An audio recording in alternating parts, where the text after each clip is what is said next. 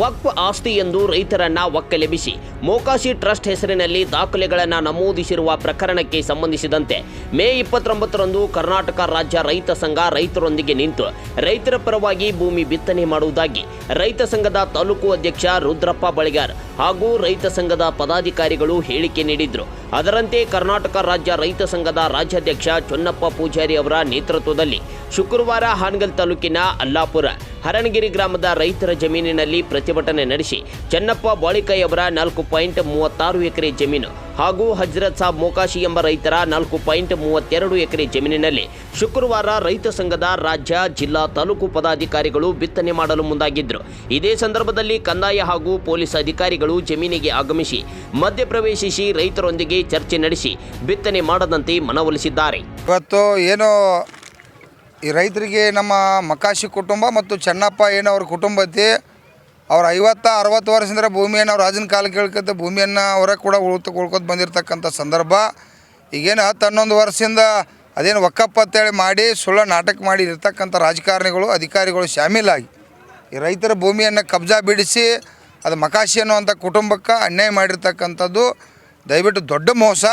ಅಧಿಕಾರಿಗಳು ಕೂಡ ಮೋಸ ಮಾಡ್ಯಾರು, ಇರ್ತಕ್ಕಂಥ ಇಲಾಖೆ ಕೂಡ ಮಾಡೈತಿ. ಅವತ್ತಿನ ಸಂದರ್ಭ ಮೋಸ ಆಗೈತಿ.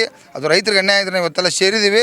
ಇವತ್ತು ಭೂಮಿ ಕಬ್ಜಾ ಎಷ್ಟು ಕೊಡ್ಬೇಕಂತ ಬಂದಿದ್ದು ಅದು ಬೆಳಗಾವಿ ಇವತ್ತು ವಕಫ್ ಕೋರ್ಟ್ನಾಗಿರೋದ್ರಿಂದ ಆ ಕೋರ್ಟ್ನಾಗಿದ್ದಾಗ ನಾವು ಕಬ್ಜಾ ಎಷ್ಟು ಕೊಟ್ಟರೆ ಅದು ಪ್ರಾಬ್ಲಮ್ ಆಕೈತಿ ಅನ್ನುವಂಥ ವಿಚಾರಕ್ಕಾಗಿ ನಾವೊಂದು ನಿರ್ಣಯಕ್ಕೆ ಬಂದಿರತಕ್ಕಂಥದ್ದು. ಇಲ್ಲ ಕೊಡಿ, ಯಾರೂ ಕೂಡ ಇಲ್ಲಿ ಬೆಳಿಬಾರ್ದು. ಕಾನೂನದಾಗ ಅಲ್ಲೇನ ಇವತ್ತು ವಕಫ್ ಕೋರ್ಟ್ನಾಗ ಐತಿ. ಅಲ್ಲಿ ಈಗಾಗಲೇ ನಾವು ನಾಳೆ AC ಅವ್ರ ಮೇಲೆ ಕೂಡ ಅವ್ರ ಮೇಲೆ ಕೇಸ್ ದಾಖಲೆ ಮಾಡ್ತೀವಿ. ಅವಾಗ ಪೊಲೀಸ್ ಇಲಾಖೆ ಯಾರ್ಯಾರು ಬಂದಾರ ಅವ್ರ ಮೇಲೆ ಕೂಡ ಕೇಸ್ ದಾಖಲೆ ಮಾಡಿ 50-60 ವರ್ಷ ಕಂಡ್ರೆ ರೈತರ ಭೂಮಿಯನ್ನು ಉಳ್ಳಾತಾರಂತಂದ್ರೆ ಹಲವಾರು ಆ್ಯಕ್ಟ್ ಕಾನೂನುಗಳದಾವ. ಇಡೀ ದೇಶದಾಗ ರೈತರ ಭೂಮಿಯನ್ನು ಕಸ್ಕೊಂಡಿರ್ತಕ್ಕಂಥದ್ದು ಉದಾಹರಣೆಪ್ಪ ಅಂತಂದ್ರೆ ಇವತ್ತು ಈ ಹಾವೇರಿ ಈ ಭಾಗದಾಗ. ಅದಕ್ಕಾಗಿ ಇದು ನಾವು ಸಂಪೂರ್ಣ ಖಂಡಿಸ್ತೀವಿ. ಈಗಾಗಲೇ ಎಲ್ಲ ಅಧಿಕಾರಿಗಳ ನಾವೆಲ್ಲ ಕೂಡಿ ನಿರ್ಣಯ ಮಾಡಿರ್ತಕ್ಕಂಥದ್ದು ಇಲ್ಲಿ ಯಾರೂ ಕೂಡ ಬೆಳಿತಕ್ಕದ್ದಲ್ಲ. ಇವತ್ತು ಈ ಮೂಲ ಆಸ್ತಿ ಇರ್ತಕ್ಕಂಥ ರೈತಗೆ ಈ ಭೂಮಿ ಆಗಬೇಕು ಅನ್ನೋದಕ್ಕಾಗಿ ನಾವು ಕೂಡ ಕೋರ್ಟ್ನೊಳಗೆ ಇವತ್ತು ಹಲವಾರು ವಿಷಯದಾಗ ಮತ್ತು ಕೂಡ ಒಂದು ಚಲೋ ವಕೀಲನಿಟ್ಟು ಕೇಸ್ ಮಾಡಿ ಇದೇನೇನು ಅನ್ಯಾಯ ಆಗೈತಿ, ಏನೇನು ಮೋಸ ಆಗೈತಿ, ಇವತ್ತು ಗ್ರಾಮದವ್ರು ಕೂಡ ಒಂದು ಟ್ರಾವ್ ಪಾಸ್ ಮಾಡಿ AC ಅವರ DC ಅವರ ಇಲ್ಲಿರ್ತಕ್ಕಂಥ ಎಲ್ಲ ಇಲಾಖೆಯವರ ಪ್ರೋತ್ಸಾಹ ತೊಗೊಂಡು ಅದನ್ನು ಕೋರ್ಟ್ನಾಗ 100% ಈಗೇನು ಚೆನ್ನಪ್ಪ ಇರ್ಬೋದು ಮಕಾಶಿ ಕುಟುಂಬಕ್ಕೆ ಆಗೋ ರೀತಿಯೊಳಗೆ ಕರ್ನಾಟಕ ರಾಜ್ಯ ರೈತ ಸಂಘ ಹೋರಾಟ ಮಾಡ್ದೈತಿ. ತೆಪ್ಪಿ ಯಾವ ಮಕಾಶಿ ಟ್ರಸ್ಟ್ ನಾವು ಇಲ್ಲಿ ಬಂದಪ್ಪ ಅಂತಂದ್ರೆ ಅವನ್ನ ನಾವು ಇಡೀ ರಾಜ್ಯದ ರೈತರೆಲ್ಲ ಇಲ್ಲಿ ಕೂಡಿ ಈ ಮಕಾಶಿ ಮತ್ತು ಚೆನ್ನಪ್ಪ ಕುಟುಂಬಕ್ಕೆ ನಾವು ರೈತ ಸಂಘದವ್ರು ಬಂದು ಇಸದು ಕೊಟ್ಟ ಆ ಭೂಮಿಯನ್ನು ಬೀಜ ಹಾಕಿ ಅವ್ರು ಬೆಳ್ಕೊಡ್ತಕ್ಕಂಥ ಕೆಲಸ ಮಾಡ್ತು ಅಂತೇಳಿ ಈಗ ಅಧಿಕಾರಿಗಳು ಒಂದು ಎಚ್ಚರಿಕೆಯನ್ನು ಕೊಟ್ಟಿದ್ದೀವಿ.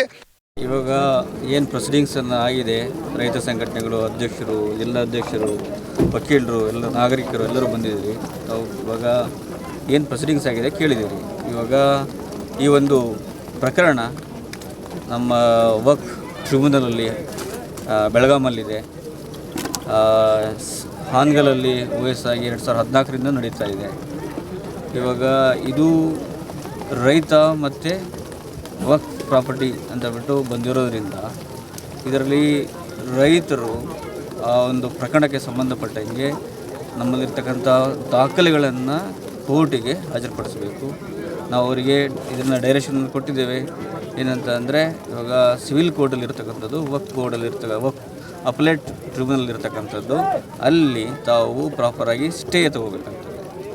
ಒಂದು ಸಿವಿಲ್ ಕೋರ್ಟಲ್ಲಿ ಆಗಬೇಕಾಗ್ತದೆ, ಇನ್ನೊಂದು ತಾವು ಇಮಿಡಿಯೇಟ್ಲಿ ಹೈಕೋರ್ಟಲ್ಲಿ ಹೋಗ್ಬಿಟ್ಟು ಈ ಒಂದು ಪ್ರಕರಣಕ್ಕೆ ಸಂಬಂಧಪಟ್ಟಂಗೆ ಪ್ರತ್ಯೇಕ ಪ್ರಕರಣ ಆಗಿರೋದ್ರಿಂದ ಅಲ್ಲಿ ಸಹ ತಾವು ದಾಖಲೆಗಳನ್ನು ಹಾಜರುಪಡಿಸಿ ಸ್ಟೇಯನ್ನು ತಗೋಬೇಕಾಗ್ತದೆ.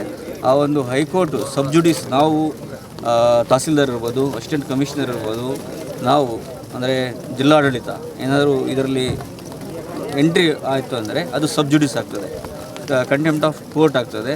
ಹಾಗಾಗಿಬಿಟ್ಟು ನಾವು ನೇರವಾಗಿ ಇದರಲ್ಲಿ ಈ ಪ್ರಕರಣದಲ್ಲಿ ಭಾಗಿಯಾಗಲಿಕ್ಕೆ ಆಗೋದಿಲ್ಲ.